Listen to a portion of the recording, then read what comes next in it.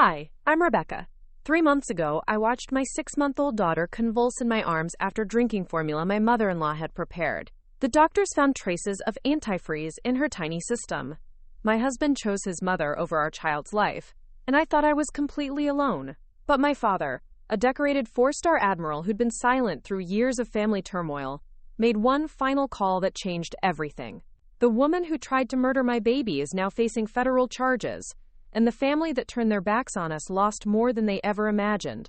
Before we jump back in, tell us where you're tuning in from, and if this story touches you, make sure you're subscribed, because tomorrow, I've saved something extra special for you. It was a Tuesday morning in Norfolk, Virginia, when the salt air from the Chesapeake Bay mixed with the smell of fresh coffee brewing in our small kitchen. I was bouncing little Sophia on my hip, her chubby fingers grabbing at the sunlight streaming through our apartment window. The Navy housing wasn't much. Thin walls, outdated appliances, and neighbors close enough to hear every argument.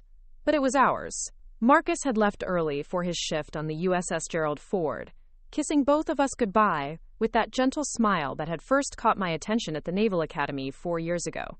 I should have known something was wrong when Margaret showed up unannounced. My mother-in-law never visited without calling first, never arrived without her usual parade of criticism disguised as helpful suggestions. But there she stood at my door that morning, holding a casserole dish and wearing the kind of smile that never quite reached her eyes. She was immaculately dressed as always, her silver hair perfectly coiffed, her pearls catching the morning light. Everything about Margaret screamed old Virginia money, the kind that came with expectations and judgments that felt heavier than the humid coastal air. "Rebecca, dear," she said, stepping past me into the apartment without waiting for an invitation.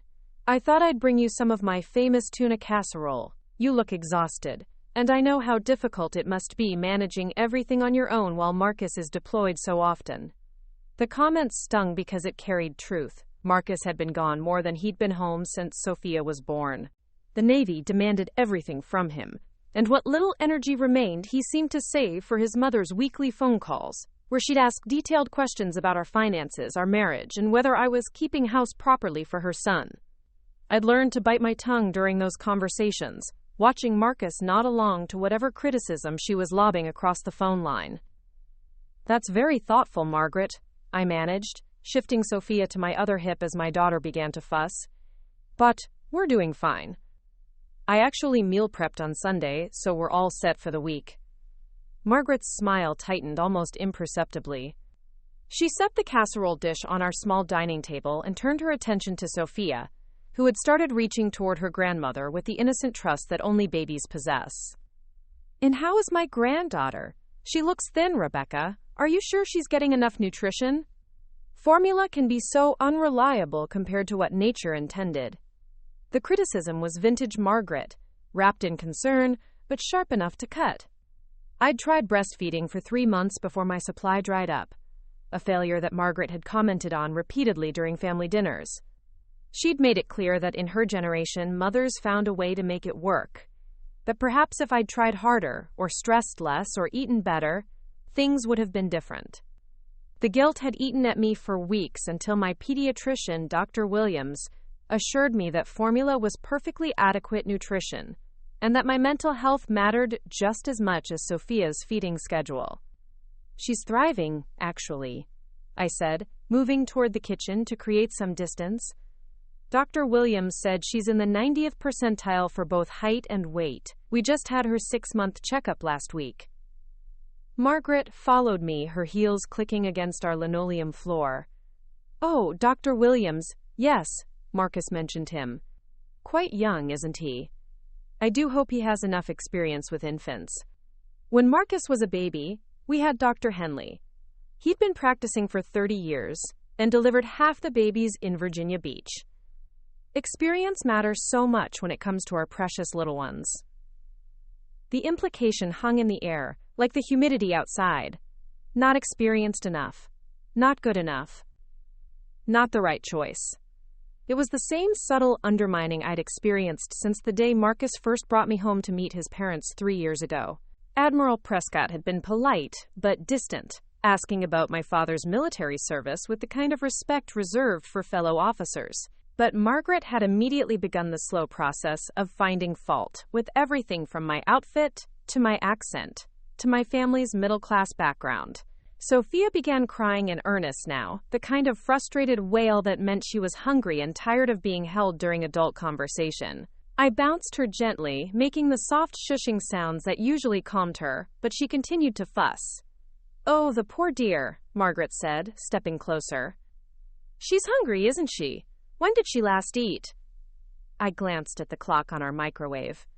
"About 2 hours ago. She's due for another bottle soon." 2 hours? Rebecca, babies her age should be eating every 3 to 4 hours. You don't want to overfeed her.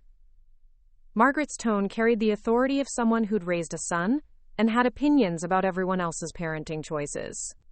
"But since she's clearly hungry, why don't I prepare her bottle? You look like you could use a moment to collect yourself." The offer should have felt helpful, but something in Margaret's eagerness made me hesitate. She'd never offered to help with feeding before, usually preferring to hold Sophia only when she was clean, fed, and unlikely to spit up on her expensive clothing. But Sophia's cries were escalating, and I felt the familiar exhaustion that came with being the primary caregiver for an infant whose father was often at sea. "I can handle it," I said, moving toward the cabinet where we kept the formula, but Margaret was already there, reaching for the container with practiced efficiency. "Nonsense. I raised Marcus, didn't I? I think I can manage to prepare a bottle for my granddaughter." She was already scooping formula into one of our clean bottles, her movements confident and precise. "You go sit down and rest for a moment. You're doing so much on your own." The compliment felt foreign coming from her, but exhaustion won over suspicion. I settled onto our couch with Sophia, who had worked herself into the kind of crying jag that made her face red and her tiny fists clench with frustration. From the kitchen, I could hear Margaret humming softly as she prepared the bottle, the sound of water running, the gentle clink of the bottle against the counter. "Here we are," Margaret said, returning with the bottle. She tested a few drops on her wrist in the practiced way of someone who'd done this countless times. "Perfect temperature. Would you like me to feed her? You look like you haven't slept in days."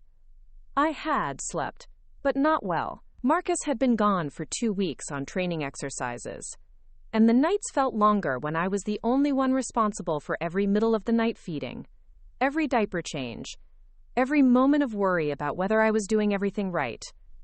The isolation of military life meant most of my college friends were scattered across the country, building careers and relationships in cities I'd never see again. The other Navy wives in our complex were friendly enough, but they had their own children and challenges, and I often felt like an outsider, looking in on conversations about deployments and base housing, and the particular struggles of raising children when your spouse belonged to the military first and family second. "I've got her," I said, taking the bottle from Margaret. Sophia immediately stopped crying when she saw the bottle approaching, her small hands reaching for it with the desperate hunger of an infant who'd worked herself into a state. She latched onto the nipple eagerly, her eyes fluttering closed in the contentment that came with having her needs met. Margaret settled into the chair across from me, watching us with an expression I couldn't quite read. "She's such a beautiful baby. She has Marcus's eyes, don't you think? And his nose. Though I do see some of your features around her mouth." The comment was typical Margaret, acknowledging my contribution to Sophia's genetics, while making it clear that the important features, the recognizable ones, came from her son. I'd learned not to respond to these subtle assertions, to simply nod and change the subject when possible.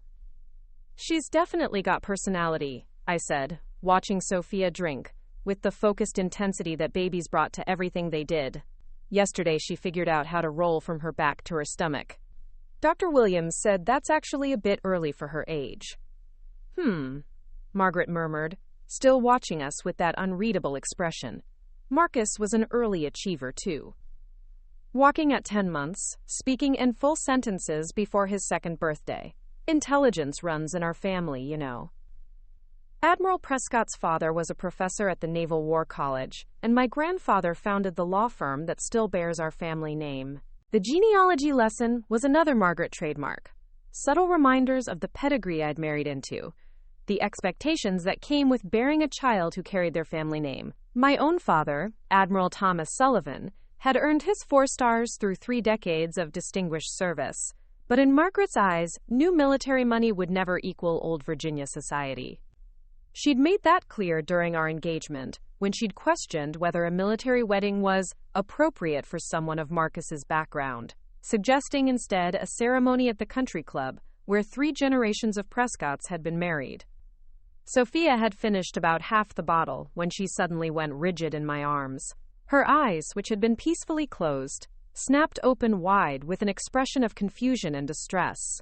The bottle fell from her mouth as her small body began to convulse, her arms and legs jerking in movements that were completely wrong, completely terrifying. "Sophia!" I stood up quickly, trying to support her head as her body continued the rhythmic jerking that I'd only seen in medical dramas on television. "Something's wrong. Margaret, something's wrong with her." Margaret stood as well, but her movements seemed strangely calm for a grandmother watching her granddaughter in distress. "Perhaps she's just choking on the formula. Try patting her back." But this wasn't choking.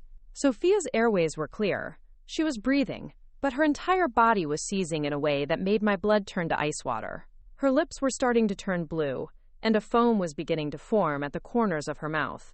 Preparing and narrating this story took us a lot of time, so if you are enjoying it, subscribe to our channel. It means a lot to us. Now back to the story. "This isn't choking," I said, my voice rising with panic. "I'm calling 911. I grabbed my phone with my free hand, trying to support Sophia's jerking body while dialing. The dispatcher answered on the second ring, and I found myself speaking words I'd never imagined, saying, "My baby is having a seizure. She's 6 months old. Please send an ambulance." The next few minutes blurred together in a kaleidoscope of terror and adrenaline. The dispatcher stayed on the line, asking questions about Sophia's breathing, her color, her responsiveness. I answered as best I could while watching my daughter's small body continue convulsing in my arms. Margaret stood nearby, but she seemed frozen, her hands clasped in front of her as if she were watching something unfortunate but distant. The paramedics arrived within minutes, their heavy boots echoing in our small apartment as they rushed toward us with equipment and urgent questions. A young woman with kind eyes immediately took Sophia from my arms, checking her vitals while her partner fired questions at me. "How long has she been seizing?" "Maybe 3 or 4 minutes. She was eating and then just went rigid." "Any history of seizures, fever, recent illness?" "No, nothing. She was fine. She's always been healthy." "What was she eating?" "Formula. Her regular formula. She has it every day." They loaded Sophia onto a small stretcher, her tiny body looking impossibly fragile against the adult-sized equipment. The female paramedic was speaking into her radio, using medical terminology I didn't understand, but that sounded urgent and frightening. "We need to transport immediately," she said to her partner. "Possible toxic ingestion." Toxic ingestion. The words hit me like a physical blow. What does that mean? What's wrong with her? "We're going to take good care of her," the paramedic said, but she was already moving toward the door. "Meet us at Children's Hospital of the King's Daughters. Drive carefully."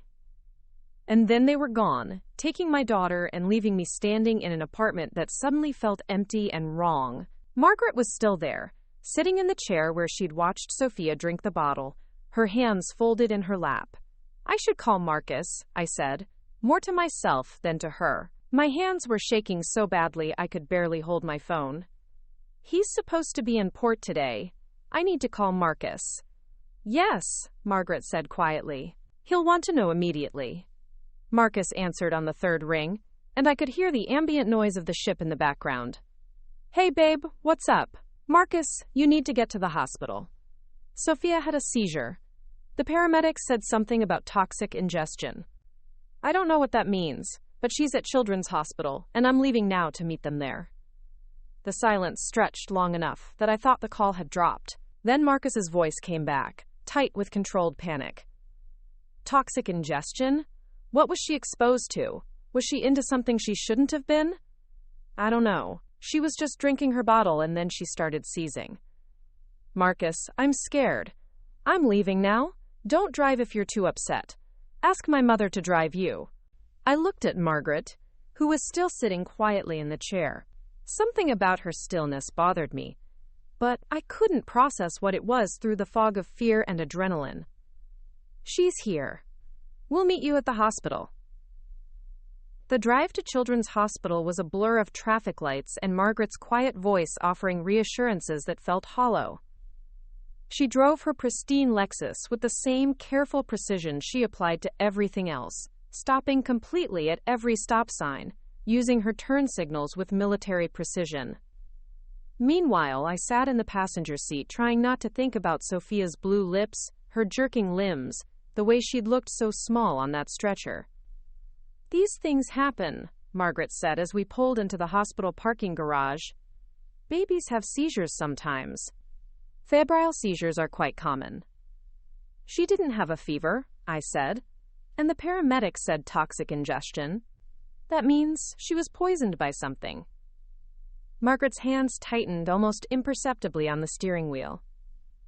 "I'm sure it's nothing serious. Hospital staff can be very dramatic about these things." The emergency department at Children's Hospital was a controlled chaos of crying children, worried parents, and medical staff moving with practiced urgency. I approached the registration desk with Margaret close behind me, my voice barely steady as I explained that my daughter had been brought in by ambulance. "Sophia Prescott," the nurse said, checking her computer. "She's in examination room 4. They're still running tests, but Dr. Morrison will speak with you as soon as possible." We were directed to a small waiting area with plastic chairs and outdated magazines. I couldn't sit still, pacing between the water fountain and the windows that looked out onto the hospital parking lot. Margaret sat quietly, her purse held precisely in her lap, occasionally checking her phone but otherwise remaining still. Marcus arrived 20 minutes later, still wearing his Navy working uniform, his face set in the controlled expression he wore during military briefings.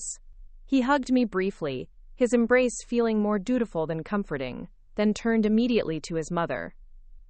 "What exactly happened?" he asked Margaret, as if I hadn't already explained everything over the phone. "Sophia was fussing, so I offered to help Rebecca prepare a bottle," Margaret said, her voice carrying the calm authority she used when explaining things to people she considered less informed. "Rebecca was exhausted. She's been managing everything alone while you've been gone. After Sophia drank the formula, she began having what appeared to be a seizure. Something in the way she phrased it, what appeared to be a seizure, made me turn to look at her more closely. But before I could process the feeling that something was wrong with her account, Dr. Morrison appeared in the waiting area. Dr. Morrison was younger than I'd expected, probably in her early 30s, with dark hair pulled back in a ponytail and the kind of serious expression that made my stomach drop. She looked directly at me when she spoke, her voice professional but not unkind. "Mrs. Prescott, I'm Dr. Morrison, one of the pediatric emergency physicians. Sophia is stable now, and the seizure has stopped completely.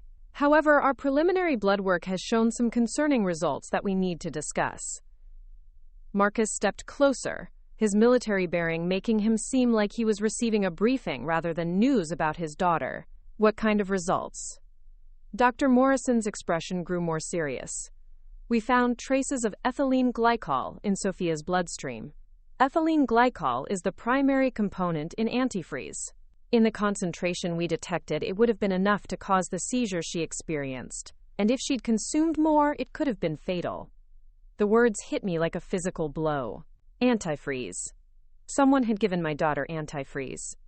"That's impossible," I said, my voice sounding strange and distant. "She was just drinking her formula, her regular formula that we use every day. We'll need to test the remaining formula to confirm, but based on the levels in her system, the contamination had to have occurred within the past few hours. Can you think of anything she might have been exposed to? Any cleaning products, automotive fluids, anything she could have gotten into?" I shook my head, running through every moment of the morning. Sophia had been with me the entire time. She hadn't been on the floor, hadn't been near any cabinets or storage areas. The only thing different about the morning was Margaret had prepared the bottle. The thought hit me like cold water, and I turned to look at my mother-in-law, who was sitting perfectly still in her chair, her face arranged in an expression of appropriate concern. But something in her eyes, a flatness, a lack of the shock and horror I would have expected from a grandmother learning her granddaughter had been poisoned, made the pieces click into place with terrifying clarity. "Margaret prepared the bottle," I said, my voice barely above a whisper. She offered to help, and she prepared Sophia's formula. Dr. Morrison's expression grew more alert. Who is Margaret? My mother, Marcus said, his voice carrying a warning tone that I'd heard him use when he thought I was being unreasonable. My mother would never hurt Sophia. That's ridiculous, Rebecca. But Margaret's face had gone pale, and her hands were gripping her purse with white knuckles. For the first time since I'd known her, she looked rattled, uncertain.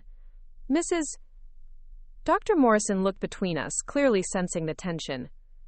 Prescott, Margaret said quietly. Margaret Prescott. I'm Sophia's grandmother.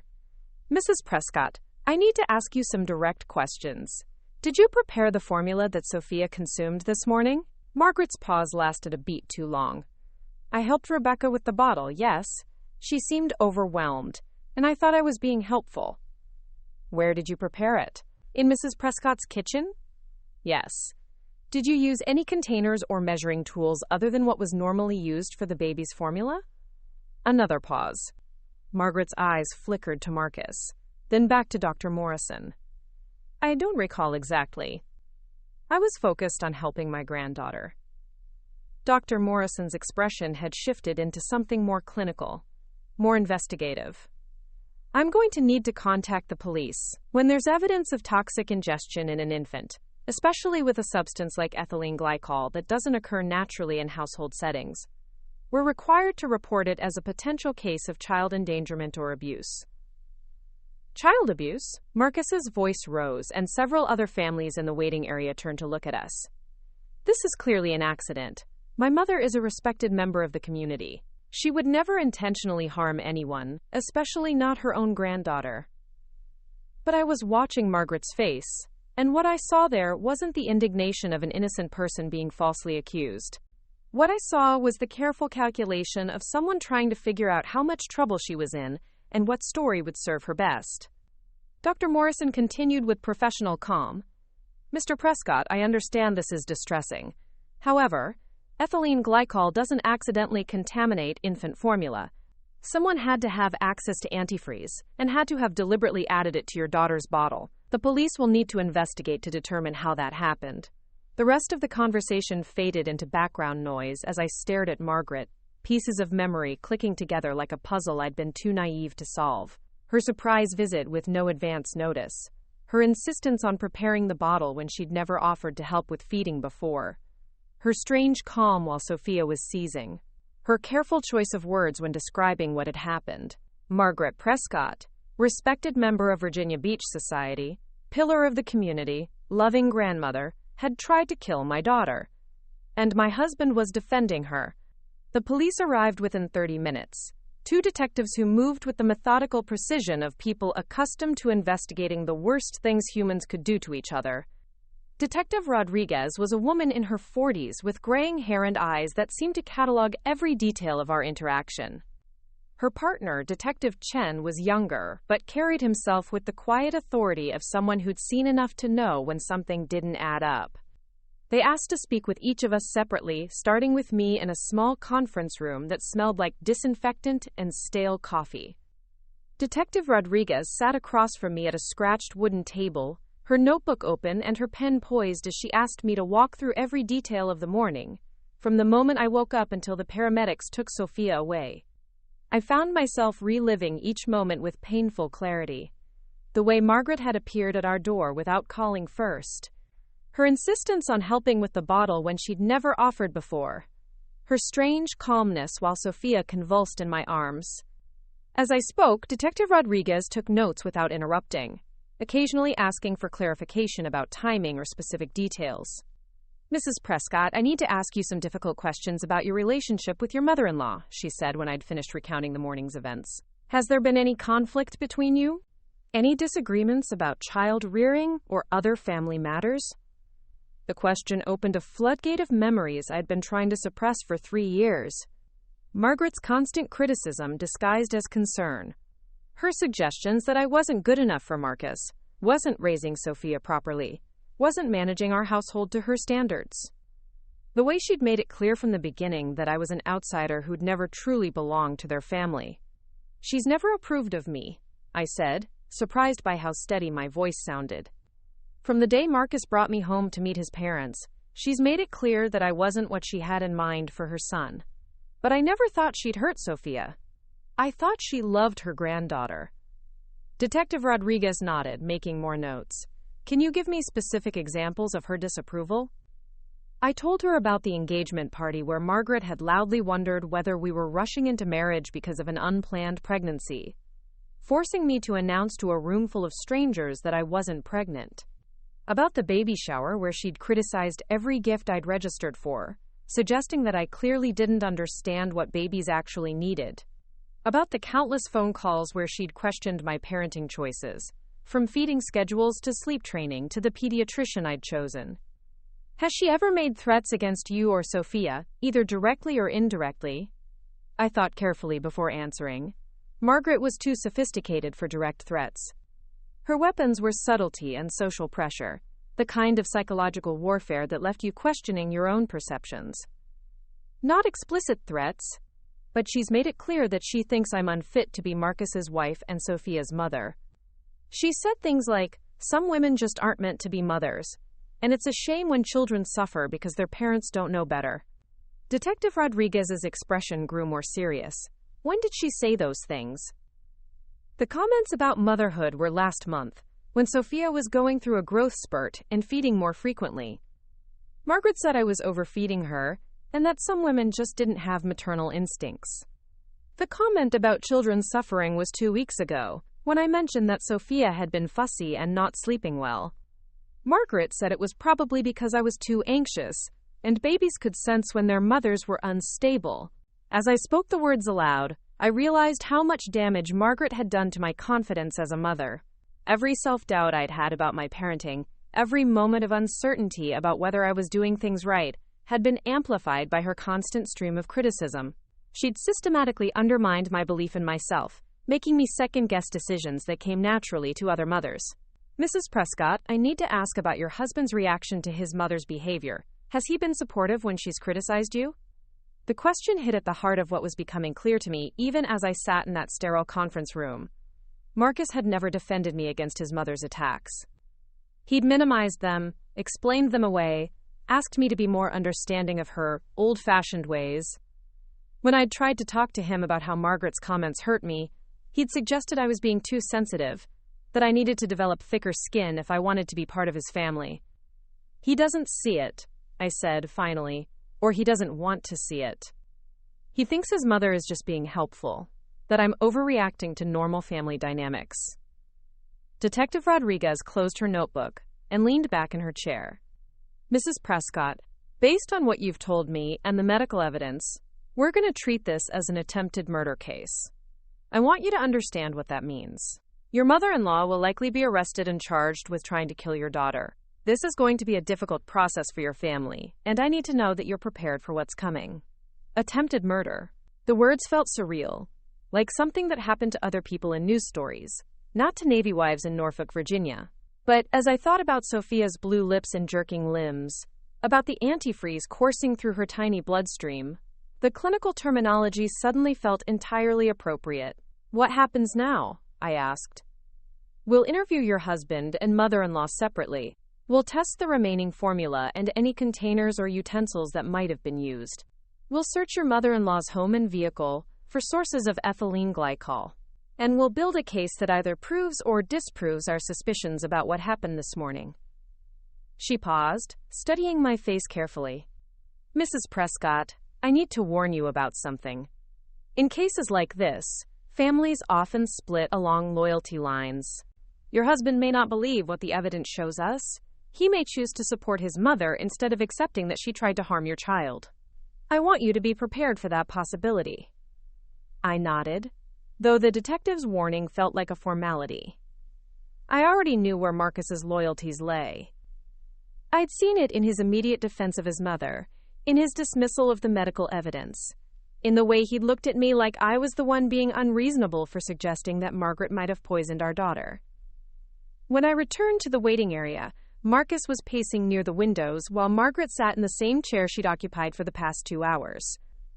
Her composure had returned, and she was scrolling through her phone with the casual air of someone waiting for a routine appointment rather than someone whose granddaughter was in the hospital after being poisoned. "What did they ask you?" Marcus demanded as soon as he saw me. "They wanted to know what happened this morning. Timeline, details, that kind of thing." Marcus's jaw tightened. "Did you tell them about Mom preparing the bottle?" "I told them the truth, Marcus. That's what you're supposed to do when the police ask you questions." "The truth is that this was obviously an accident," he said, his voice carrying the edge of anger that appeared whenever he thought I was being unreasonable. "Mom has been helping with babies longer than you've been alive. She would never intentionally hurt Sophia." Margaret looked up from her phone, her expression arranged in wounded dignity. "It's all right, Marcus. I understand that Rebecca is upset and looking for someone to blame. It's natural when something frightening happens to want to find a cause, even if it means making accusations against people who love Sophia." The way she spoke about me in third person while I stood 3 feet away was quintessentially Margaret. I was a problem to be managed, a child to be corrected, not a person worthy of direct engagement. But this time, her dismissive tone carried an undercurrent of something else. Challenge, maybe. Or calculation. Detective Chen appeared and asked to speak with Marcus next. They disappeared into the same conference room where I'd spent the last hour reliving the morning's events. Margaret and I were left alone in the waiting area, and for the first time since I'd known her, she looked directly at me when she spoke. "You know, Rebecca," she said quietly, "families can survive all sorts of challenges if everyone remembers where their loyalty should lie. But when someone chooses to put their own feelings above family unity, things can become very difficult for everyone involved." The threat was subtle but unmistakable. Margaret was making it clear that if I continued to cooperate with the police investigation, if I continued to suggest that she might have harmed Sophia, there would be consequences. She was reminding me that in the battle for Marcus's loyalty, she had decades of history on her side, while I had 3 years of marriage and a husband who'd already shown where he stood. "My loyalty is to my daughter," I said, keeping my voice low but steady, "to making sure that whoever tried to kill her faces consequences." Margaret's smile was small and cold. "Of course, dear. But you might want to consider what kind of life you're building for Sophia if you insist on destroying her family with wild accusations. Children need stability, need to know that their parents can work together even when there are misunderstandings." Before I could respond, Dr. Morrison approached us with an update on Sophia's condition. The antifreeze was being filtered from her system, and while she would need to stay in the hospital for observation, the prognosis was good. There should be no long-term effects from the poisoning, assuming no further exposure occurred. "Can I see her?" I asked. "Of course. She's awake and asking for Mama." Hearing that Sophia was asking for me broke something loose in my chest that I'd been holding tight since the paramedics had taken her away. I followed Dr. Morrison through a maze of corridors to the pediatric intensive care unit, where Sophia lay in a crib that looked enormous around her small body.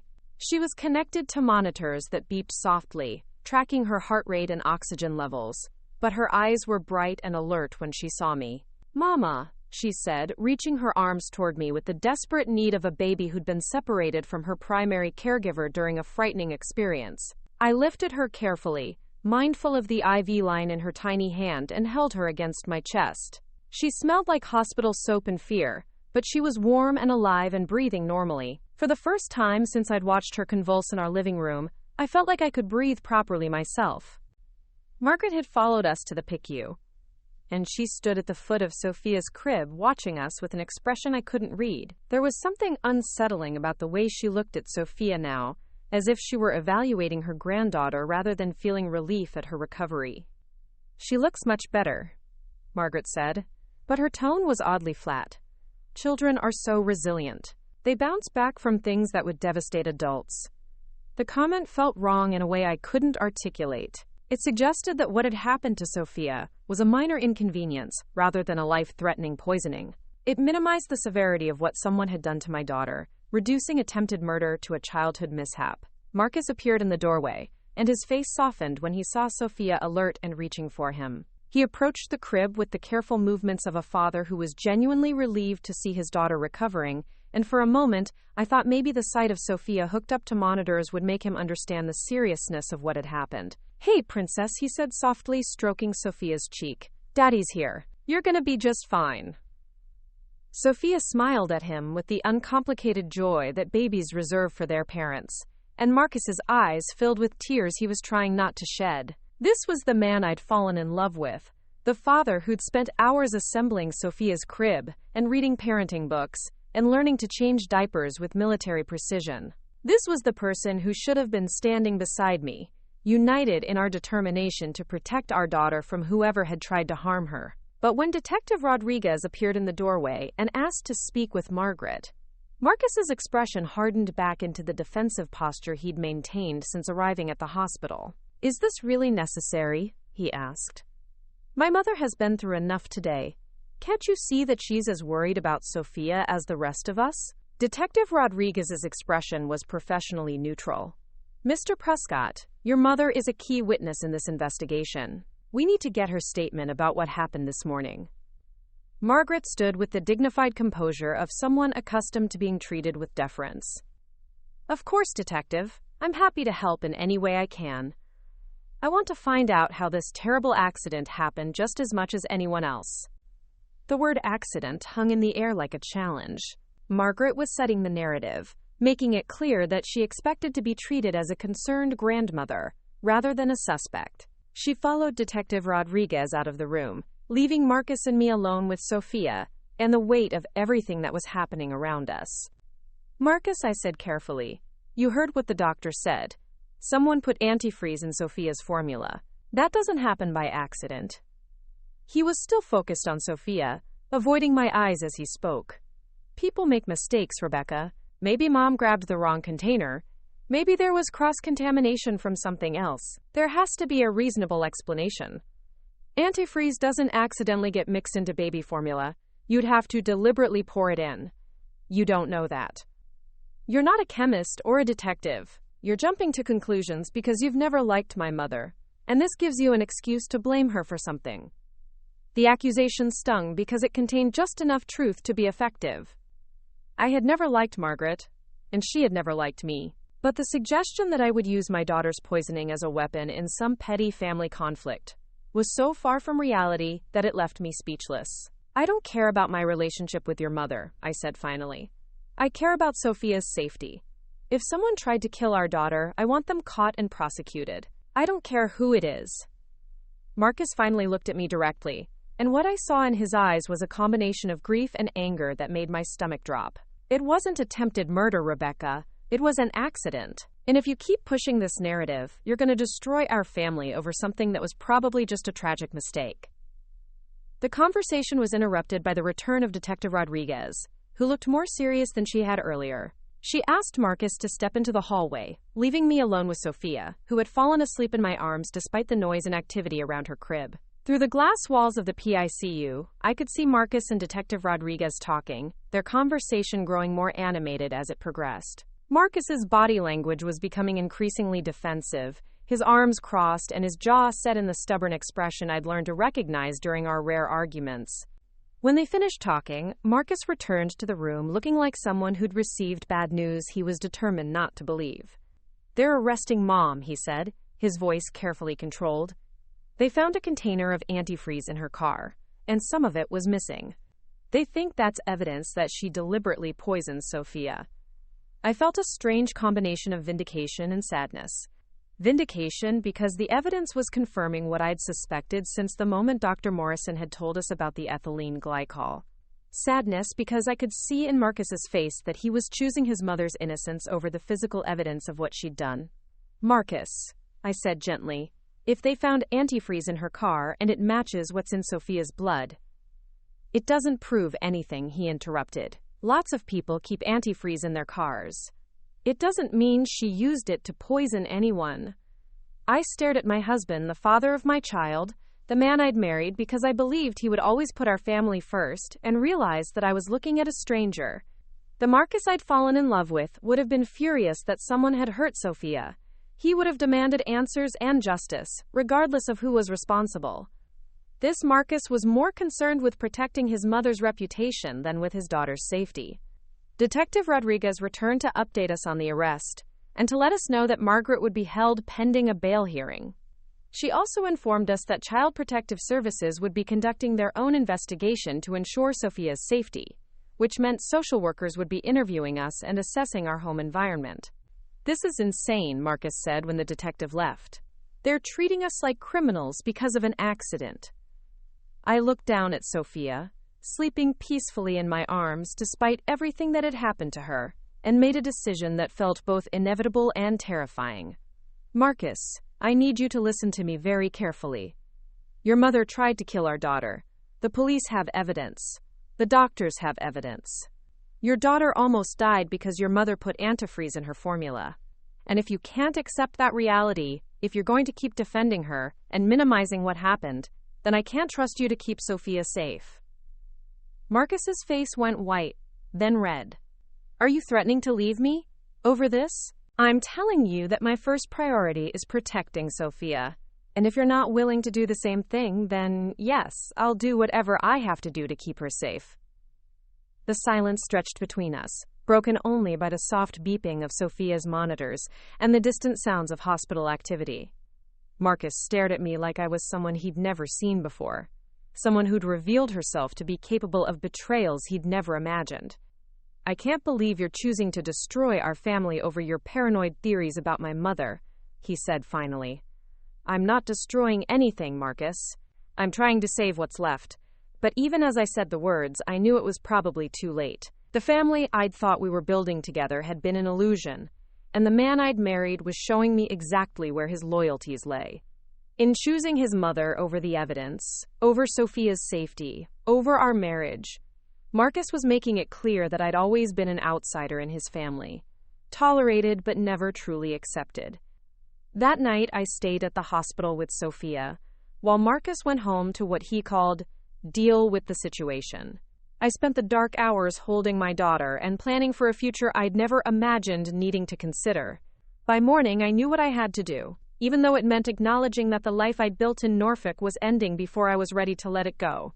The call I needed to make would change everything, but watching Sophia sleep peacefully in her hospital crib, I knew I didn't have a choice.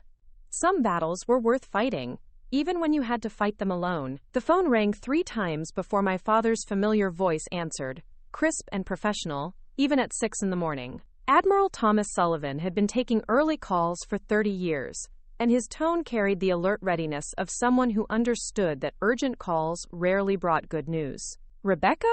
What's wrong?" I hadn't spoken to my father in 2 months, not since Sophia's christening when he'd flown in from his assignment at the Pentagon for a brief weekend visit.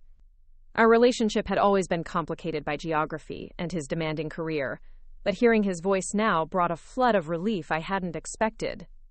"Dad, I need your help. Sophia was poisoned yesterday by Marcus's mother, and Marcus is defending her instead of protecting our daughter. I don't know what to do." The silence that followed wasn't the pause of someone processing unexpected information. It was the strategic quiet of a military commander gathering intelligence before making decisions that would affect lives. "Tell me everything," he said, and I heard the subtle shift in his voice from father to admiral. "Start from the beginning and don't leave out any details." I found myself recounting the entire nightmare while sitting in the uncomfortable chair beside Sophia's hospital crib, speaking quietly so I wouldn't wake her.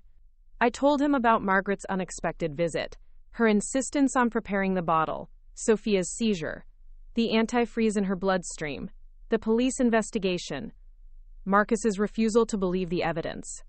As I spoke, I could hear my father taking notes, asking occasional clarifying questions with the methodical precision he brought to military briefings. "Where is Prescott now?" he asked when I'd finished.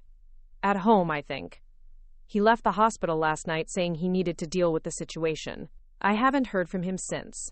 Another pause, longer this time. "Rebecca, I want you to listen to me very carefully. You and Sophia are no longer safe in that environment.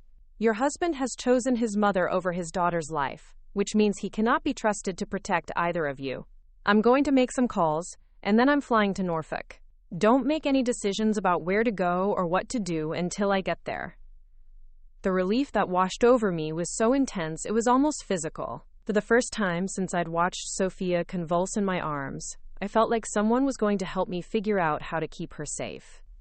Dad, Marcus isn't going to like you getting involved. He thinks this is all just family drama that's being blown out of proportion. Marcus Prescott is a lieutenant commander in the United States Navy, my father said, his voice carrying the edge of command authority. His mother attempted to murder a child, and he's interfering with a criminal investigation by defending her. His likes and dislikes are no longer relevant to this situation. I had forgotten sometimes that beneath my father's gentle demeanor with family was a man who had spent 3 decades making life-and-death decisions in service to his country. Admiral Thomas Sullivan didn't just outrank Marcus by several pay grades. He inhabited a level of military authority that made disagreement not just inadvisable, but potentially career-ending. "What kind of calls are you going to make?" I asked. "The kind that ensure your safety and make certain that justice is served appropriately. Rebecca, your husband's family may have connections in Virginia society, but they don't have connections where it matters in this situation. Leave that to me." After we hung up, I sat watching Sophia sleep and tried to process the fact that my marriage was probably over. The man I'd fallen in love with at the Naval Academy, the officer who'd courted me with handwritten letters during his deployment to the Mediterranean, the father who'd cried when Sophia took her first steps, had chosen his mother over our daughter's life. Even if Margaret was somehow acquitted, even if some miracle explanation emerged for how antifreeze had ended up in Sophia's formula, I would never be able to forget that Marcus's first instinct had been to protect his mother, rather than seek justice for his child. Dr. Morrison stopped by during morning rounds to check on Sophia's progress. The blood work continued to show improvement, and if her levels remained stable, she could go home that afternoon. Home. The word felt strange now, considering I wasn't sure where home would be once I left the hospital. "Mrs. Prescott, I wanted to talk to you about something," Dr. Morrison said, lowering her voice and glancing around to make sure we wouldn't be overheard. "The social worker assigned to your case mentioned that your husband is being uncooperative with the investigation. She's concerned about the family dynamics and wanted me to ask if you feel you and Sophia are safe returning to your current living situation." The question hung in the air like a challenge. Saying no would trigger a series of interventions I wasn't prepared for. Saying yes felt like lying to protect a man who had already made it clear he wouldn't protect us. "I'm not sure," I said finally. "My father is flying in today to help me figure out next steps. Can you give me until tonight to have an answer?" Dr. Morrison nodded. "Of course, but Rebecca, I want you to understand that if I have any concerns about Sophia's safety, I'm required to report them. The person who poisoned her is still at large on bail, and if your husband is unwilling to acknowledge the threat she poses, that puts both of you at risk." The reminder that Margaret had been released on bail sent a chill through me.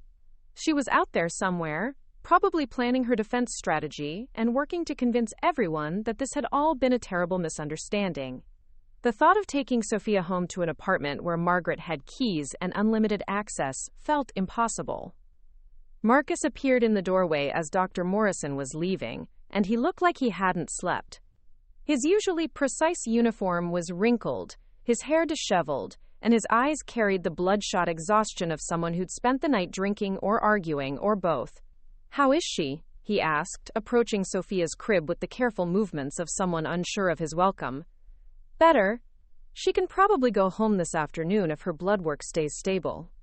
Marcus nodded, then stood awkwardly beside the crib as if he wasn't sure what to do with his hands. "Rebecca, we need to talk about what happens next. This whole situation has gotten out of control, and we need to find a way to move forward as a family." The word family sounded hollow coming from him now. "What do you mean by moving forward?" "I mean we need to focus on healing, and not let outside forces tear us apart. The police are doing their job, the lawyers are handling the legal side, and we need to concentrate on taking care of Sophia and each other." I stared at him, trying to understand how he could speak about outside forces when the threat had come from inside our family. "Marcus, your mother tried to kill our daughter. That's not an outside force. That's the most inside threat possible." His jaw tightened in the expression I'd learned to recognize as his refusal to engage with information that didn't fit his preferred narrative. "We don't know what happened yet. The investigation is ongoing, and until we have all the facts, we shouldn't be making accusations that could destroy innocent people. We have facts. Antifreeze in Sophia's blood. Antifreeze in your mother's car. Your mother was the only person who had access to Sophia's formula yesterday morning. Those are facts, not accusations. Marcus moved closer to me, his voice dropping to the tone he used when he was trying to be reasonable about something I was supposedly being unreasonable about. Rebecca, I know you're scared and looking for someone to blame. That's natural. But Mom has been part of this family longer than you have, and she's earned the benefit of the doubt. If you keep pushing this narrative, you're going to force me to choose between you and her, and I don't think you want to know how that choice might go. The threat was subtle but unmistakable. Marcus was making it clear that if I continued to insist on his mother's guilt, if I continued to cooperate with the police investigation, he would choose Margaret over me. He was asking me to prioritize family unity over Sophia's safety, to let his mother's attempted murder slide in service of maintaining the illusion that we were all one big happy family. You already made that choice, I said quietly. Yesterday, when you defended her instead of demanding answers about who poisoned our daughter, you chose her then, and you're choosing her now. Marcus's face flushed with anger. I'm trying to hold our family together while you're determined to tear it apart with paranoid theories and accusations. Do you have any idea what this is doing to Mom? She's a 70-year-old woman who's being treated like a criminal because you can't accept that sometimes terrible accidents happen. Your 70-year-old mother tried to murder my child. Your child? Sophia is our daughter, Rebecca. And she's Mom's granddaughter. The idea that a grandmother would try to hurt her own grandchild is insane. And the fact that you're willing to believe it says more about your mental state than it does about Mom's innocence. The conversation was interrupted by a commotion in the hallway. Through the glass walls of the PICU, I could see a man in a navy dress uniform striding toward us with the purposeful gait of someone accustomed to having obstacles clear from his path. Admiral Thomas Sullivan had arrived, and he was not attempting to blend in with the civilian hospital environment. My father was an imposing figure under normal circumstances, but in full dress uniform with 4 stars gleaming on his shoulders, he commanded attention in a way that made conversations stop and junior officers straighten their spines reflexively. He knocked briefly on the doorframe before entering Sophia's room, his presence immediately changing the energy of the space. Rebecca, he said, embracing me with the careful gentleness of a grandfather meeting his granddaughter in a hospital. Then he turned to Marcus, and his expression shifted into something more formal. Lieutenant Commander Prescott. Marcus had snapped to attention automatically, his military training overriding his personal emotions when faced with a superior officer of my father's rank. Admiral Sullivan, sir, thank you for coming. My father's acknowledgement was brief and professional. At ease, Lieutenant Commander. Then he moved to Sophia's crib, his expression softening as he looked down at his granddaughter, who was awake and looking up at him with the curious attention babies gave to new faces. Hello, sweetheart, he said quietly, and Sophia smiled at him with the uncomplicated joy she reserved for people who spoke to her with genuine warmth. My father had a gift with children that had surprised me when Sophia was born, given how much of my own childhood he'd missed due to deployments and assignments. Sir, Marcus said, and I could hear the uncertainty in his voice. I want you to know that we appreciate your concern, but this is really a family matter that Rebecca and I need to work through together. My father straightened and turned to face Marcus with the full weight of his command presence. Lieutenant Commander, when someone attempts to murder my granddaughter, it ceases to be a private family matter and becomes a criminal investigation that requires appropriate response from all parties involved. The temperature in the room seemed to drop several degrees. Marcus's face went pale, then flushed red as he processed the implications of my father's statement. Admiral Sullivan wasn't just Sophia's grandfather in this moment. He was a senior military officer who outranked Marcus by enough that disagreeing with him could have serious professional consequences. Sir, with respect, the investigation is ongoing and no conclusions have been reached about what happened yesterday. My mother is innocent until proven guilty, and I don't think it's appropriate to assume. Lieutenant Commander, my father interrupted, his voice carrying the quiet authority that made junior officers fall silent immediately. I've reviewed the medical evidence, the police reports, and the witness statements. The facts are not in dispute. Your mother introduced ethylene glycol into my granddaughter's formula with the intent to cause harm.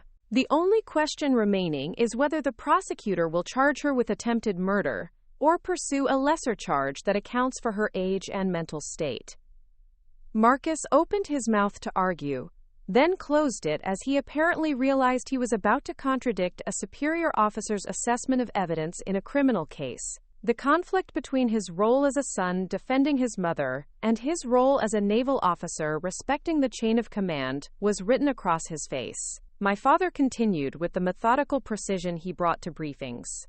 What concerns me more than your mother's actions is your response to them. You've chosen to defend someone who attempted to kill your child rather than ensuring your family's safety. That suggests a failure of judgment that raises questions about your fitness for command responsibilities. The words hung in the air like a physical presence. My father had just suggested that Marcus's defense of his mother constituted a professional failing that could affect his military career. In the Navy, fitness for command was evaluated based on decision-making under pressure, ability to prioritize mission over personal considerations, and judgment in crisis situations. Marcus's handling of his daughter's poisoning could legitimately be seen as evidence that he lacked these essential qualities. Admiral Sullivan, Marcus said carefully, I understand your concern for your granddaughter's safety, but I also have a responsibility to my mother, who has been a loyal Navy wife for 40 years and deserves to be treated with dignity during this difficult time. My father's expression didn't change, but something in his eyes grew colder. Lieutenant Commander, your mother attempted to murder a child. Her status as a Navy wife is irrelevant to that fact, and your continued defense of her actions suggests you prioritize family loyalty over the safety of innocent victims. That is not the kind of judgment we expect from our officers. I could see Marcus struggling with the impossible position my father had put him in. Continuing to defend Margaret meant contradicting a superior officer's assessment and potentially damaging his career. But abandoning his defense of his mother meant acknowledging that she was guilty of attempted murder, which would shatter his carefully constructed narrative about family loyalty and tragic accidents. Sir, Marcus said finally, I believe there may be mitigating circumstances that explain what happened. My mother has been under significant stress lately, and it's possible she made an error in judgment rather than acting with malicious intent. My father's response was swift and unforgiving. Lieutenant Commander, there are no mitigating circumstances that excuse attempted child murder. Your continued efforts to minimize your mother's actions demonstrate a fundamental failure to understand the seriousness of this situation and suggest you cannot be trusted to protect your own family from clear and present danger. The conversation was interrupted by Detective Rodriguez, who appeared in the doorway and asked to speak with Marcus privately. They disappeared into the hallway, leaving me alone with my father and Sophia for the first time since he'd arrived. Dad, I said quietly, thank you for coming. I didn't know what else to do. He moved closer to Sophia's crib, gently stroking her cheek with one finger. Rebecca, you did exactly what you should have done. You called for backup when you found yourself in an impossible situation. That's good judgment under pressure. I watched him interact with Sophia, remembering all the times during my childhood when he'd been deployed or stationed somewhere that kept him away from school plays and birthday parties, and the small daily moments that build relationships between parents and children. But he was here now, when it mattered most, and his presence felt like a shield between us and everything that threatened our safety. What happens now? I asked. Now we make sure you and Sophia are safe, and we make sure justice is served appropriately. I've already made some calls to ensure the investigation proceeds without interference from anyone who might want to minimize the charges against your mother-in-law. I've also arranged for temporary housing for you and Sophia until we can determine whether your marriage is salvageable. The word salvageable hung in the air between us. My father was a practical man who approached problems with military efficiency, but he was also someone who understood that some damage couldn't be repaired. Do you think it is salvageable? My father was quiet for a long moment, watching Sophia grab at a small stuffed animal that one of the nurses had left in her crib. Rebecca, your husband chose to defend someone who tried to kill his daughter. That's not a temporary lapse in judgment or a disagreement about family dynamics. That's a fundamental difference in values that goes to the core of who he is as a person. You can't build a safe family with someone who won't prioritize your child's safety over his mother's reputation. The honesty was brutal but necessary. I'd been trying to convince myself that Marcus's reaction was temporary, that once he processed what had really happened, he would come around and support the investigation. But my father was right. Marcus's immediate instinct had been to protect his mother, and that instinct revealed something about his character that couldn't be undone or explained away. Marcus returned from his conversation with Detective Rodriguez looking shaken. The confident authority he'd maintained during his argument with my father had been replaced by something that looked like genuine fear. "They want me to come to the station for additional questioning," he said, his voice carefully controlled. "They think I might have known about Mom's intentions before yesterday." My father's expression sharpened. "Did you?" "Of course not.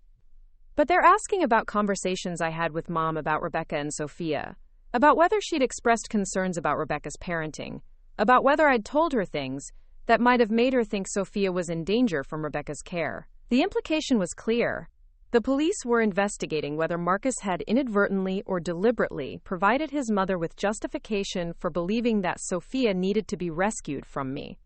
If Marcus had complained to Margaret about my parenting, if he'd shared his concerns about my postpartum anxiety or my struggles with breastfeeding, if he'd made comments that could be interpreted as suggesting I was unfit to care for Sophia, then he might bear some responsibility for what his mother had done. "What did you tell your mother about Rebecca's parenting?" my father asked, and his tone suggested he already suspected the answer wouldn't reflect well on Marcus. Marcus's silence stretched long enough to become an admission of guilt. I thought about all the phone calls between Marcus and his mother, all the conversations where she'd asked probing questions about my mental state, my parenting choices, my fitness as a wife and mother.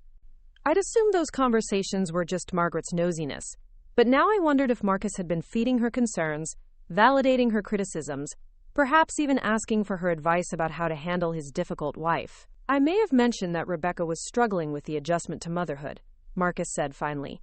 "That she seemed anxious and overwhelmed sometimes. Mom was concerned and wanted to help."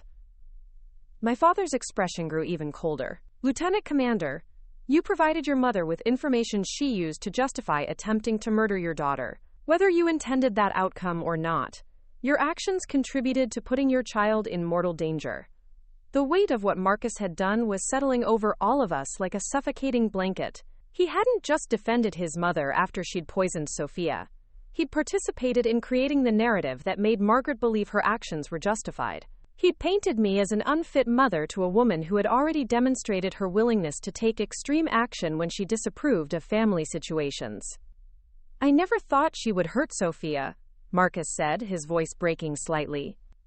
"I thought she just wanted to help, wanted to be more involved in her granddaughter's life."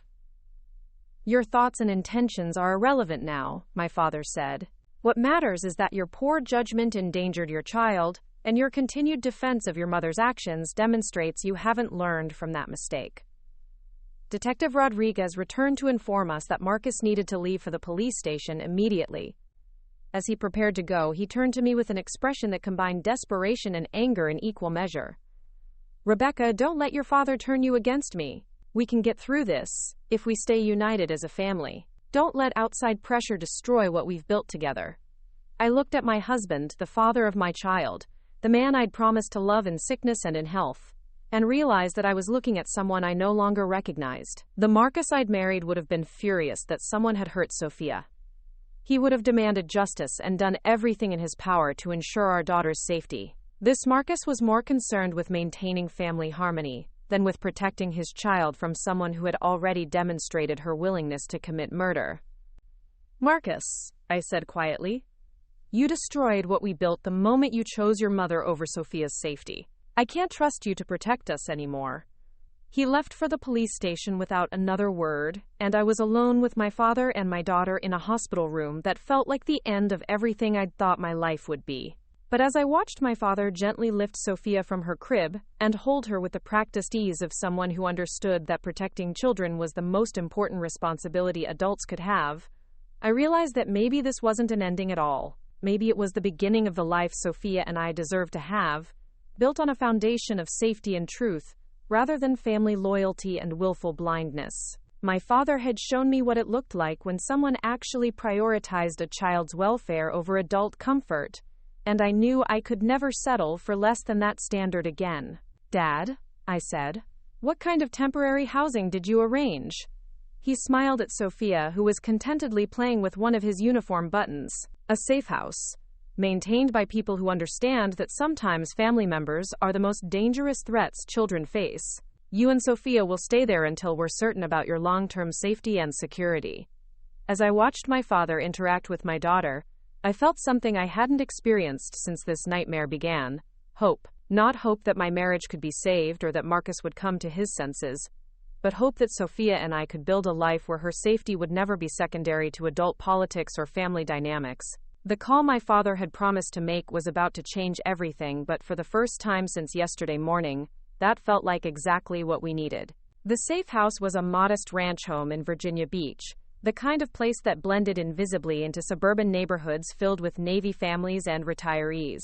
From the outside, it looked like any other military housing, complete with a small front lawn and American flag hanging from the porch. What made it different was the sophisticated security system, the reinforced doors, and the fact that it was owned by a non-profit organization that specialized in protecting military families from domestic threats. Captain Sarah Chen met us at the door when we arrived that evening. She was a Navy JAG officer who'd taken leave from her regular duties to run the Safe House program, and her professional demeanor carried the quiet authority of someone who'd seen too many cases like mine. She helped me settle Sophia into a crib that had been set up in the master bedroom, then sat with my father and me at the kitchen table to discuss what would happen next. "Rebecca, I want you to understand that you're not just hiding from your mother-in-law," Captain Chen said, spreading several folders across the table. "According to the investigation, Margaret Prescott has connections throughout Virginia Beach society, including relationships with several retired military officers and their wives.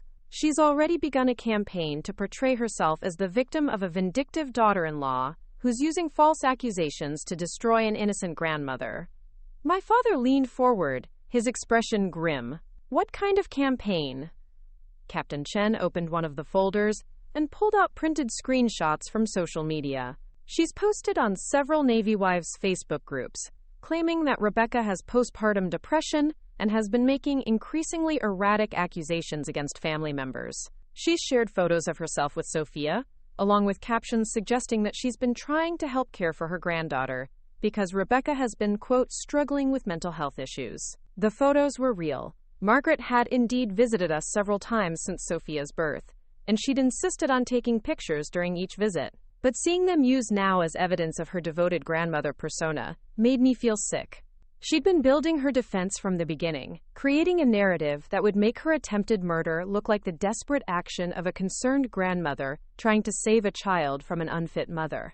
She's also reached out to several of Marcus's Naval Academy classmates, expressing concern about his marriage and suggesting that you've been isolating him from his family. Captain Chen continued. The story she's telling makes her look like a worried mother trying to help her son navigate a difficult situation with an unstable wife. I stared at the social media posts, recognizing the calculated precision with which Margaret had crafted her victim narrative. Every photo was carefully chosen to show her looking loving and grandmotherly. Every caption was worded to suggest concern rather than hostility. She'd turned my postpartum struggles, which were normal and temporary, into evidence of permanent mental instability that justified her intervention. How many people believe her? I asked. Enough to matter, Captain Chen said honestly. Margaret Prescott has been part of Virginia Beach Military Society for 40 years. She's chaired charity events, served on officers' wives' committees, and built relationships with people in positions of authority. When someone like that tells a story, people listen. My father's jaw tightened. What about the physical evidence? The antifreeze in Margaret's car? The hospital records showing ethylene glycol in Sophia's bloodstream? That evidence is solid, and it will hold up in court. But public opinion isn't determined by evidence, Admiral. It's shaped by narrative, and Margaret Prescott is very good at controlling narrative. She's already convinced several prominent Navy wives that Rebecca is mentally unstable, and that the poisoning was either accidental or fabricated entirely. The revelation that people were questioning whether the poisoning had even occurred felt like another betrayal. I'd watched my daughter convulse in my arms, seen her tiny body hooked up to monitors in the pediatric ICU, lived through the terror of thinking I might lose her. The idea that anyone could dismiss that experience as fabrication or mental illness was almost as devastating as the original attack. "There's something else," Captain Chen said, pulling out another folder. "We've been monitoring communications between Margaret Prescott and your husband. Marcus has been in contact with his mother since her arrest, despite being advised by his attorney not to communicate with her." She handed me printed transcripts of text messages between Marcus and his mother. The messages were brief but damning. Marcus had assured Margaret that he didn't believe she'd intentionally hurt Sophia, promised to find her the best legal representation, and expressed frustration about my refusal to see reason about the situation. In one particularly painful exchange, he told his mother that he was working on Rebecca and hoped to convince me to tone down the drama for the sake of family unity. "He's actively undermining the prosecution's case," my father said, his voice carrying the cold anger of a commander who discovered insubordination in his ranks. Captain Chen nodded. "Marcus's communications with his mother could be used by her defense team to argue that even her own son doesn't believe she intended to harm Sophia. They're building a case that portrays this as a tragic accident compounded by family dysfunction rather than deliberate attempted murder." I felt the last threads of my marriage dissolving as I read Marcus's messages to his mother. He wasn't just defending her publicly. He was actively working to sabotage the case against her. He was prioritizing his mother's freedom over justice for Sophia, and he was treating my cooperation with the investigation as a personal betrayal rather than appropriate response to attempted murder. "What options do I have?" I asked. Captain Chen leaned back in her chair, her expression serious but not without hope. "Legally, you have several paths forward. You can pursue divorce proceedings with full custody of Sophia, using Marcus's defense of his mother as evidence that he cannot provide a safe environment for your daughter. You can relocate anywhere in the country with appropriate court approval, since the threat to Sophia's safety comes from Marcus's family connections in this area." My father added, "I've also been in contact with some colleagues who specialize in military family law. There are protections available for military dependents who face threats from other military families, especially when those threats involve child endangerment." The conversation was interrupted by my phone ringing. Marcus's name appeared on the screen, and I hesitated before answering. Captain Chen nodded encouragingly, then gestured to a small device she'd connected to my phone. "Rebecca, we need to talk," Marcus said, without preamble when I answered. "I just finished at the police station, and this whole situation is getting completely out of hand. Your father has involved people who don't understand our family dynamics, and now everyone is treating Mom like some kind of monster, instead of recognizing that this was obviously an accident." I looked at Captain Chen, who was listening to the conversation through her device and taking notes. "Marcus, the doctors found antifreeze in Sophia's blood. Your mother had antifreeze in her car. Those aren't family dynamics. That's attempted murder." "God, Rebecca, you sound like you've been brainwashed by your father and his military buddies. Mom has had that antifreeze in her car for months. It doesn't prove anything except that she maintains her vehicle properly. The fact that you're willing to destroy our family over circumstantial evidence shows how much this situation has affected your judgment."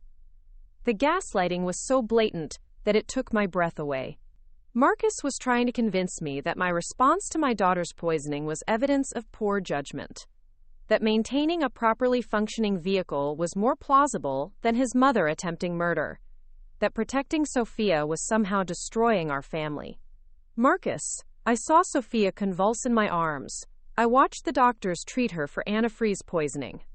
That's not circumstantial evidence. That's what happened to our daughter. What happened to our daughter was a tragic accident that's being turned into a criminal case because you refuse to accept any explanation that doesn't involve blaming Mom. Do you have any idea what this is doing to her? She's 70 years old, Rebecca. She's facing criminal charges because you've convinced yourself that she's some kind of villain." Captain Chen was writing quickly, documenting Marcus's continued defense of his mother and his attempts to manipulate me into dropping my cooperation with the investigation. Every word he spoke was being recorded and could potentially be used as evidence in custody proceedings. Marcus, your mother tried to kill Sophia.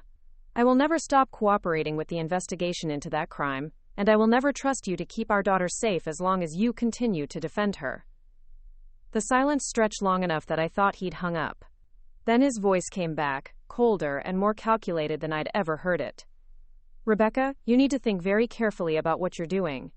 Mom has connections throughout this community, and people are already talking about your mental state and your fitness as a mother. If you continue down this path, if you keep making wild accusations and refusing to accept reasonable explanations, you're going to find yourself facing questions about your own stability and parenting capabilities." The threat was subtle but unmistakable. Marcus was warning me that if I continued to pursue justice for Sophia's poisoning, Margaret's social network would be deployed to attack my reputation and potentially my custody rights. He was using my love for Sophia as a weapon against me, suggesting that protecting her from his mother might somehow result in losing her entirely. Captain Chen's expression had grown very serious during this part of the conversation. She wrote something on a piece of paper and slid it toward me. "Keep him talking. This is evidence of intimidation." "Are you threatening me, Marcus?" I asked. "I'm warning you that actions have consequences. Mom has friends in family court, friends in social services, friends throughout the military community. If this goes to trial, if you insist on portraying her as some kind of monster, those friends are going to ask questions about why a mother would be so eager to destroy her child's family rather than accepting that accidents happen." My father had been listening to the conversation with growing anger, and now he leaned toward the phone. "Lieutenant Commander Prescott, this is Admiral Sullivan. Are you threatening to use social connections to interfere with a criminal investigation and custody proceedings?" The pause that followed was long enough for Marcus to realize he'd said too much while being recorded by unknown parties. When he spoke again, his voice was carefully controlled. "Admiral Sullivan, sir. I'm simply trying to help my wife understand the broader context of the situation she's creating. I'm not threatening anyone." "Lieutenant Commander, threatening to use social networks to undermine a criminal investigation constitutes obstruction of justice. Threatening to question a mother's fitness for custody because she's cooperating with police investigating her child's poisoning constitutes intimidation and harassment. Both of those actions could result in criminal charges against you, in addition to the professional consequences you're already facing." The mention of professional consequences seemed to get Marcus's attention in a way that threats to his family hadn't. "Sir, what professional consequences?" My father's voice carried the authority of 3 decades in command. "Lieutenant Commander, your commanding officer has been briefed on your interference with a criminal investigation involving your mother's attempted murder of your child. Your security clearance is under review, and your fitness for command is being evaluated based on your demonstrated inability to prioritize your child's safety over family loyalty. I suggest you focus on salvaging what remains of your career rather than continuing to threaten your wife." The call ended abruptly, leaving us sitting in the sudden silence of the safe-house kitchen. Captain Chen had filled several pages with notes, and she was already organizing them into evidence folders. "That conversation gives us everything we need for an emergency custody order," she said. "Marcus explicitly threatened to use social connections to undermine your parenting fitness if you continue cooperating with the criminal investigation. That's textbook intimidation, and no family court judge will ignore it." My father was staring at my phone with the expression he reserved for subordinates who'd made catastrophically poor decisions. That boy just ended his military career. Threatening a witness in a criminal case while your mother is facing attempted murder charges isn't just poor judgment. It's criminal behavior that will follow him for the rest of his life. The enormity of what had just happened was settling over me like a weight. My marriage wasn't just over. My husband had become an active threat to my safety and Sophia's welfare. The man I'd trusted to protect us was now working with his mother to intimidate me into silence about her attempt to murder our daughter. "What happens now?" I asked. Captain Chen was already reaching for her phone. "Now we file for emergency protective orders for you and Sophia. Emergency custody orders that remove Marcus's parental rights until the criminal case is resolved. And we begin preparing for a custody battle that's going to involve some very powerful people on both sides." My father added, "And now I make the calls I should have made yesterday." Rebecca, Margaret Prescott may have connections in Virginia Beach society, but she doesn't have connections where it matters in Washington.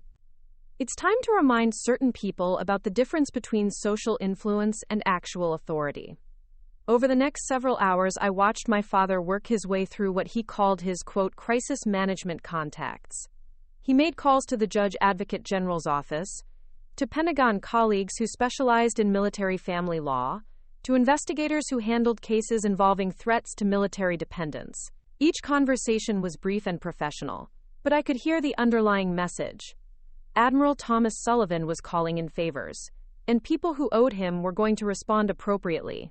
By midnight, we had emergency protective orders that prevented Marcus and Margaret from contacting me, or coming within 500 feet of Sophia. We had temporary custody orders that gave me sole legal and physical custody pending resolution of the criminal case. And we had assurances from multiple levels of military authority that any attempts to use social connections to interfere with the investigation would be treated as criminal conspiracy. Rebecca, my father said as we finally prepared to get some sleep, I want you to understand what's going to happen over the next few weeks. Margaret Prescott is going to trial for attempted murder, and her defense is going to focus on portraying you as an unstable mother who fabricated the whole story. Marcus is going to face his own criminal charges for intimidation and obstruction of justice. There are going to be news stories, social media campaigns, and attempts to destroy your reputation.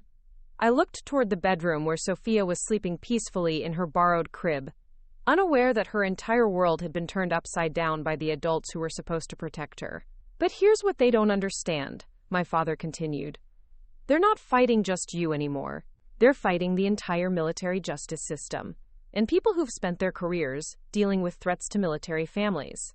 Margaret Prescott may know how to manipulate Navy wives' social groups, but she doesn't know how to fight federal prosecutors who specialize in child endangerment cases. Captain Chen looked up from her laptop, where she'd been documenting the evening's events. Rebecca, I want you to know that you've done everything right. You protected your daughter, you cooperated with the investigation, and you refused to be intimidated into silence. Sophia is safe now, and she's going to stay safe. As I finally settled into bed that night, with Sophia sleeping beside me and security cameras monitoring every entrance to our temporary home, I felt something I hadn't experienced since this nightmare began. Genuine hope that justice would be served. My father's network was mobilizing, Captain Chen's legal expertise was protecting us, and for the first time since Marcus had chosen his mother over his daughter's safety, I felt like we had allies who understood what was really at stake. Margaret Prescott had spent decades building influence in her small corner of military society, but she'd made the mistake of targeting the granddaughter of a four-star admiral who'd spent 30 years building relationships that mattered on a national level. Her social connections were about to discover the difference between local influence and federal authority. The morning brought news that changed everything. Captain Chen woke me early with information that had come through overnight channels. Margaret Prescott had been arrested again, this time on federal charges. The FBI had taken over the investigation after discovering that she'd used online platforms to coordinate harassment campaigns against multiple military families, not just mine. Your case opened a door to a much larger investigation, Captain Chen explained as we sat in the kitchen with coffee and the morning briefing reports. Margaret Prescott has been involved in systematic harassment of military spouses she considered, quote, unsuitable for their officer husbands. The poisoning attempt against Sophia was apparently the escalation of a pattern that's been going on for years. My father reviewed the federal case files with the focused attention he brought to intelligence briefings. She's been operating what amounts to a psychological warfare campaign against military families, using social media and community connections to isolate and destroy women she disapproved of. Rebecca, you weren't her first target. You were just the first one who fought back effectively. The revelation that I wasn't Margaret's first victim was both horrifying and validating. It explained her sophisticated understanding of how to manipulate narratives and destroy reputations. It also meant that other families had suffered because of her actions, and that bringing her to justice would protect more than just Sophia and me. How many other families? I asked. At least 12 that we've identified so far. Captain Chen said. The FBI is still investigating, but it appears Margaret Prescott has been targeting military spouses for over a decade, using increasingly aggressive tactics to drive them away from their husbands and children. My father's expression was grim. She's been operating like an enemy agent inside military communities, using social warfare tactics to destroy families from within. The fact that she escalated to attempted murder suggests she was losing control of her usual methods. As we talked, I realized that Margaret's attack on Sophia hadn't been a spontaneous act of grandmotherly concern gone wrong. It had been the calculated action of someone who'd been waging war against military families for years. Someone who'd finally encountered resistance she couldn't overcome through social manipulation alone. The federal case meant that Margaret would face charges that carried serious prison time, and that her network of enablers would be investigated for their roles in targeting military families. It also meant that the local social connections she'd been threatening to use against me were about to become legal liabilities rather than sources of power. My phone rang, and I was surprised to see my mother's name on the display. I hadn't spoken to her since Sophia's birth, when she'd flown in from California for a brief visit that had been cut short by her discomfort with military life and her disapproval of my marriage to Marcus. "Rebecca, honey, I just saw the news about Sophia. Are you both all right?" The concern in her voice was genuine, and I found myself crying for the first time since this had all started. My mother and I had a complicated relationship, but hearing her worry about her granddaughter reminded me that there were people in the world who love Sophia without conditions or ulterior motives. "We're safe, Mom. Dad has us in a secure location, and the people who hurt Sophia are going to face justice. I'm flying out today. I know you and your father can handle the legal stuff, but Sophia needs her grandmother, and you need your mother." The offer surprised me. My mother had always been critical of my father's military career and the demands it placed on our family. She'd never shown much interest in the military community or comfort with the culture, but she was offering to enter that world now because her daughter and granddaughter needed support. "Mom, it might not be safe. These people have connections throughout the military community here, and they've been trying to intimidate us." My mother's laugh carried the edge of a woman who'd raised a child in military communities for 20 years. "Honey, I survived being a Navy wife when your father was a lieutenant. I think I can handle some Virginia Beach socialites who think they're scary." After we hung up, my father smiled for the first time since he'd arrived. "Your mother always was tougher than she looked. Margaret Prescott has no idea what's about to hit her." Captain Chen was organizing the morning's intelligence reports when her phone rang. She listened for several minutes, taking notes and asking occasional clarifying questions. When she finished the call, her expression was serious but satisfied. "Marcus has been arrested. The FBI picked him up this morning on charges of obstruction of justice and intimidation of witnesses. Apparently his communications with his mother weren't as private as he thought, and they've been building a case against him since yesterday." I felt a strange mixture of sadness and relief. The man I'd married was facing criminal charges because he'd chosen to defend someone who'd tried to murder our daughter. But those charges also meant that he could no longer threaten me or interfere with the investigation. "What happens to his military career?" I asked. My father's expression was grave. "Lieutenant Commander Prescott's military career is over. Officers who face federal charges for obstruction of justice and witness intimidation are not retained in service, regardless of the outcome of their criminal cases. He'll be discharged, likely under other than honorable conditions."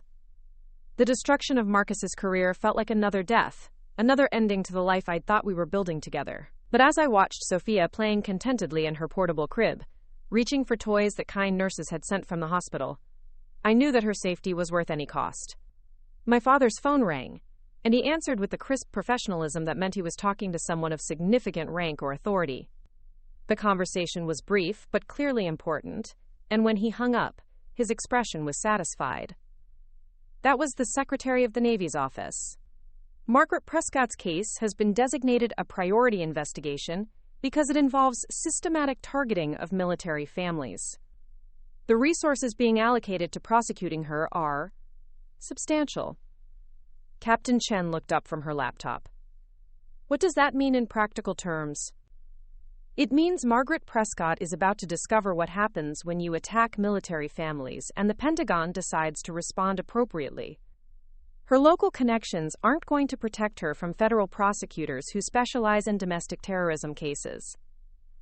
As I processed the magnitude of what was unfolding around us, I realized that my father's intervention had transformed this from a local criminal case into a federal investigation with national implications. Margaret Prescott's attempt to murder Sophia had exposed a network of harassment targeting military families, and the response was going to be swift and comprehensive.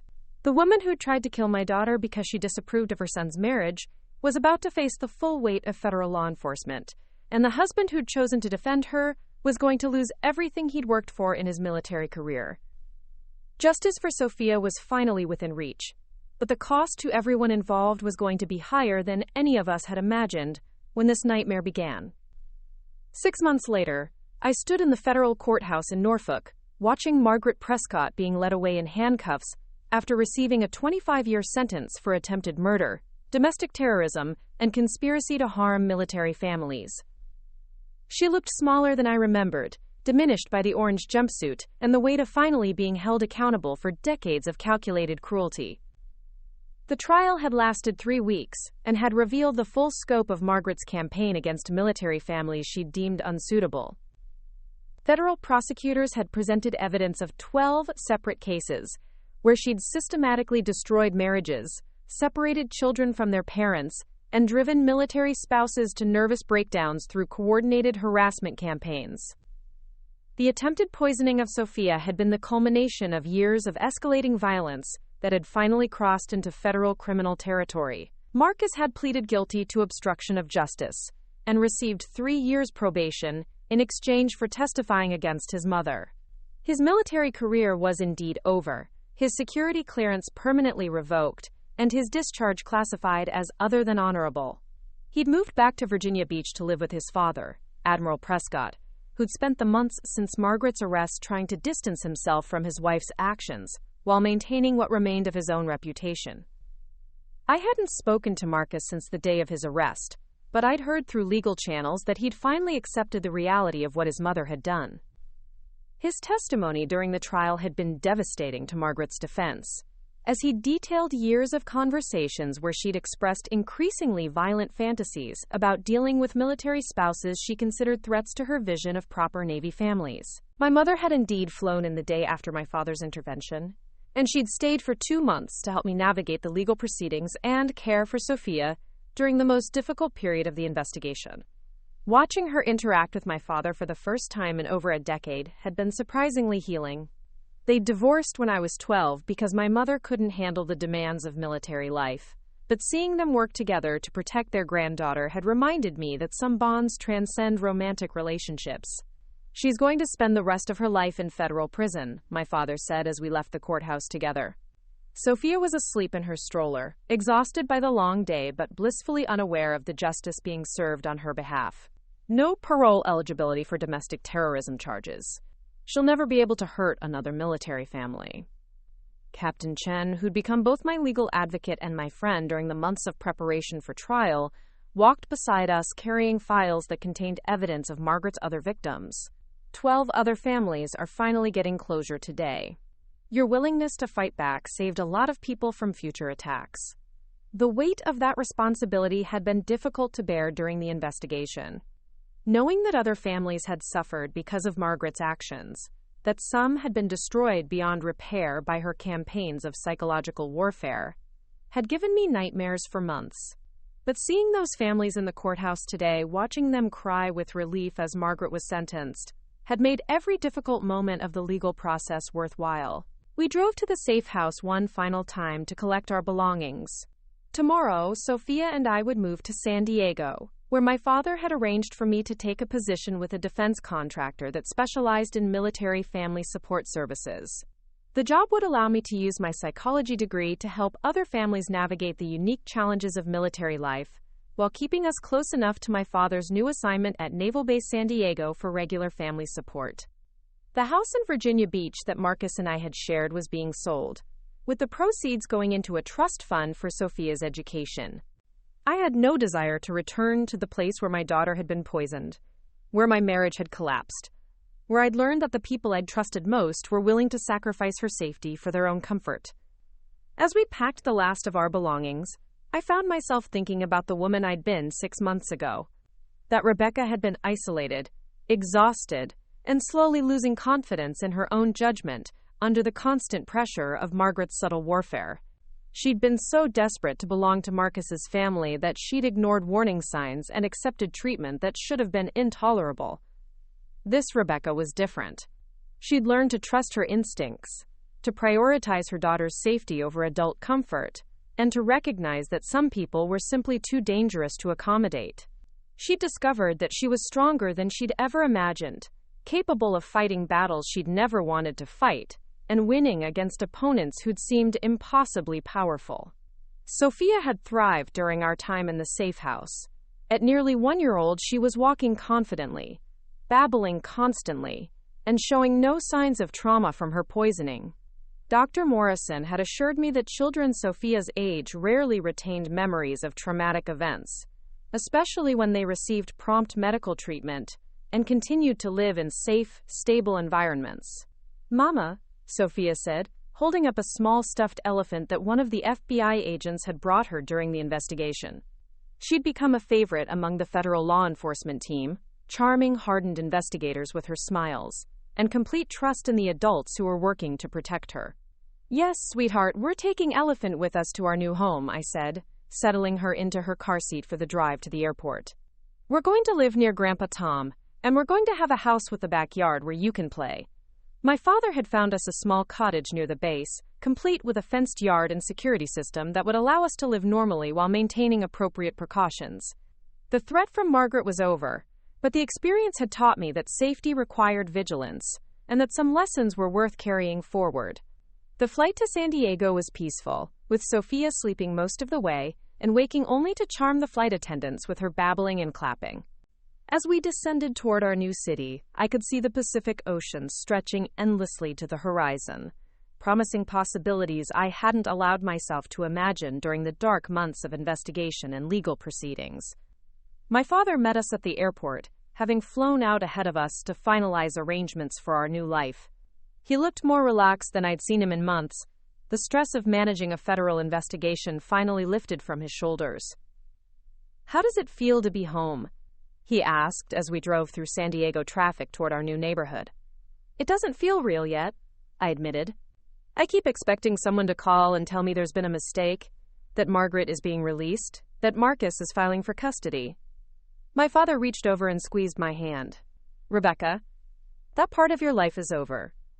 Margaret Prescott will never be released from federal prison. Marcus has no legal standing to challenge your custody, and he's more concerned with rebuilding his own life than fighting for access to Sophia. You're safe now. Both of you." The cottage was everything he'd promised and more. It was small but bright, with large windows that let in the California sunshine and a kitchen that overlooked the backyard where Sophia would be able to play safely. The neighbors were other military families, people who understood the unique challenges of military life without the toxic dynamics that had characterized the Virginia Beach community where Margaret had held so much influence. That evening, as I put Sophia to bed in her new room, she looked around with the adaptability that only children possess and seemed to approve of her surroundings. She'd gone to sleep in hospitals, safe houses, and hotel rooms during the most difficult months of our journey, but this felt like the first place that could actually become home. My phone rang as I was unpacking kitchen supplies. Captain Chen's name appeared on the screen, and I answered with genuine pleasure at hearing from her. "Rebecca, I wanted to update you on something that came out of Margaret's sentencing today. 3 more military families have come forward with evidence of harassment campaigns she conducted in the 1990s. The FBI is opening additional investigations that could result in more charges." The news that Margaret might face additional consequences for her decades of targeting military families was satisfying, but I found that I felt more relief than anger. Justice was being served, other families were getting the closure they deserved, and Margaret would never again be in a position to hurt innocent people. "How are the other families doing?" I asked. "Better than expected. Seeing Margaret sentenced seemed to lift a weight that some of them had been carrying for years. Several of them want to stay in touch with you, if you're interested. They formed a kind of informal support network for military spouses who faced similar situations. The idea of connecting with other women who'd survived Margaret's attacks was both appealing and daunting. Part of me wanted to leave everything connected to that experience behind and focus entirely on building a new life with Sophia. But I also recognized that isolation had made me vulnerable to Margaret's manipulation in the first place, and that connecting with other survivors might help all of us heal more completely. "Send me their contact information," I said. "I'm not ready for regular communication yet, but I'd like to have the option when I am." My father appeared in the kitchen as I was finishing the call, carrying a bottle of wine and wearing the relaxed expression of a man who'd completed a successful mission. "I thought we should toast to new beginnings," he said, opening the wine with the practiced efficiency he brought to everything. "You've been through hell, Rebecca, but you came through it with your integrity intact and your daughter safe. That's worth celebrating." We sat on the small patio overlooking the backyard, watching the California sunset paint the sky in shades of gold and orange. For the first time in months, I felt genuinely peaceful, no longer waiting for the next crisis or legal development or threatening phone call. "Dad, I never thanked you properly for what you did. If you hadn't intervened when you did, I don't know what would have happened to us." My father was quiet for a moment, swirling his wine and considering his words carefully. "Rebecca, I failed you during your childhood by prioritizing my career over being present for you and your mother. I wasn't going to fail my granddaughter by letting politics and family loyalty put her in danger. Sometimes being a father means knowing when to use the authority you've spent a lifetime building."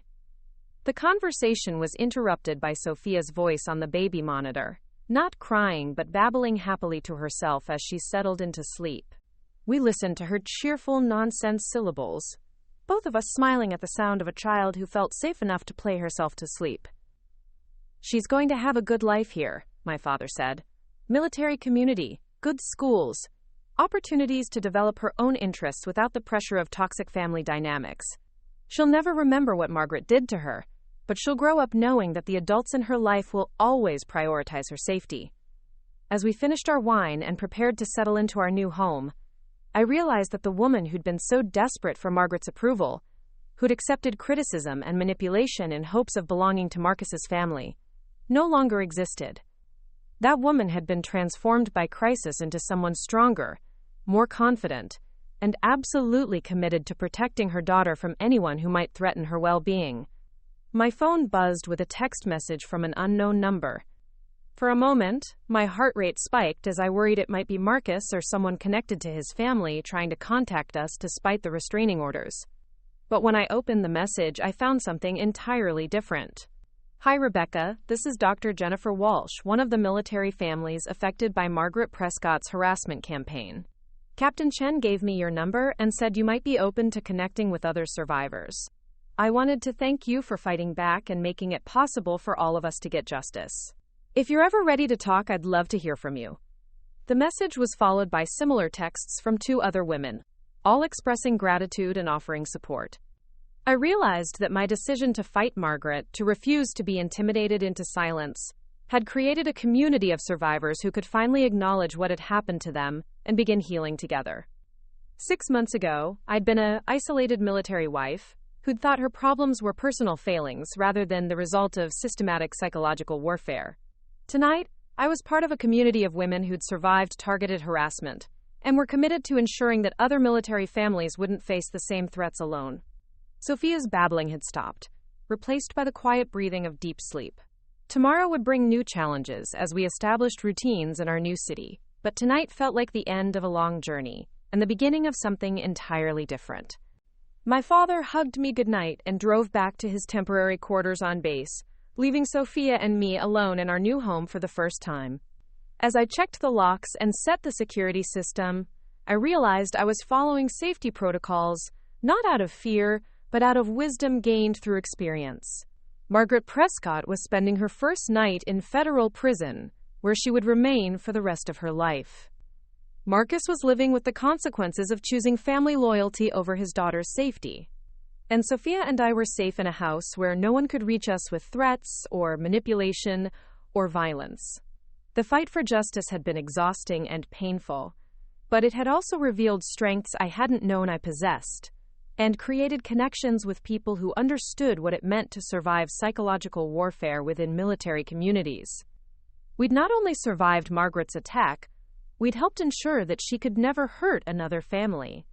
As I settled into bed in our new home, listening to the unfamiliar sounds of a different city and a safer neighborhood, I felt something I hadn't experienced since before Sophia's birth: genuine optimism about the future. We were home. Up next, you've got 2 more standout stories right on your screen. If this one hit the mark, you won't want to pass these up. Just click and check them out.